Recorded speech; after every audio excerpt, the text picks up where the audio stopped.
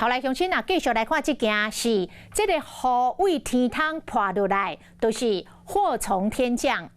高雄凤山的凤东路有一栋大楼，昨暝暗6点外，挂伫3楼外壁的废弃的冷气架啊，突然间嘣一声，为3楼顶上落去，先上破到铁皮厝顶，然后佫上到停伫路边的汽车。上一个，这个车头的钣金落落去，是甲当时坐伫顶仔卡的民众惊一个破胆，加在无伤重人。警方是请厝主到案说明，而且爱赔人车主的损失。监视器翕到有人伫乌托摆顶坐好好，雄雄一声砰一个真大声。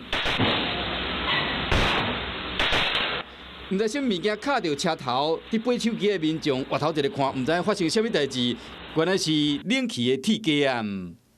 警察都有去找伊啊。像安尼，你会感觉足烦恼袂？当出去足惊无啊？拢嘛会惊，惊哪个啊？惊栽着住好就问题大条咧啊！这敢有啥物件久啊，拢会落落来。哦，态度跟他态度尔，我就听着砰一声安尼啦，个地人都那边重伤，啊无就是迄个安尼尔，啊搁出来看冷气架。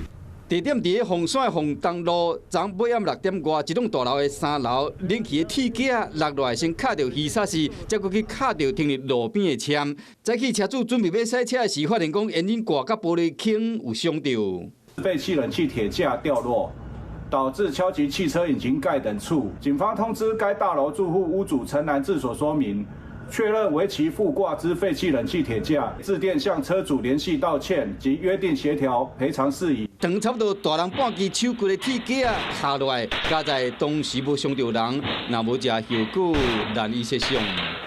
Hello， 我是雷亚，想要抢先掌握最及时的新闻资讯吗？赶快订阅、按赞、开启小铃铛，锁定华视新闻 YouTube 频道。